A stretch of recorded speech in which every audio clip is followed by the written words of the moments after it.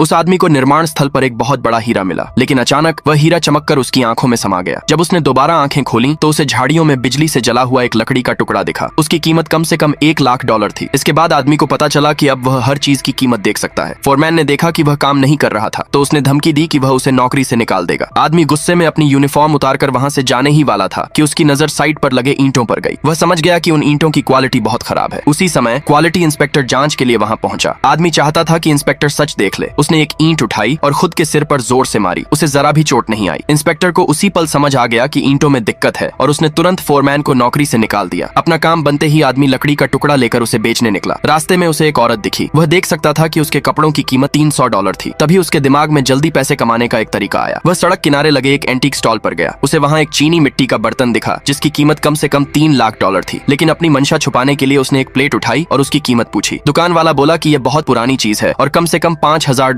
की है। आदमी ने तुरंत उसे पकड़ लिया और कहा कि उसकी सारी चीजें नकली हैं। वह सिर्फ घर सजाने के लिए यह प्लेट लेना चाहता है। दुकान वाला समझ गया कि आदमी असली और नकली की पहचान कर सकता है। मजबूर होकर उसने कहा कि प्लेट की कीमत $50 है। आदमी ने कहा कि वह $100 देगा, लेकिन बदले में उसे एक और चीज अपनी पसंद से चुनने दी जाए। आखिर में आदमी को वह कीमती बर्तन सिर्फ $100 में मिल गया। वह उसे लेकर एक एंटीक दुकान पहुंचा। वहां का कर्मचारी उसे देखकर बाहर निकालने वाला था क्योंकि वह आम आदमी की तरह दिख रहा था, लेकिन दुकान के मालिक ने तुरंत उसके हाथ में पकड़ी चीजों को पहचान लिया। दोनों ही चीजें बहुत कीमती थीं।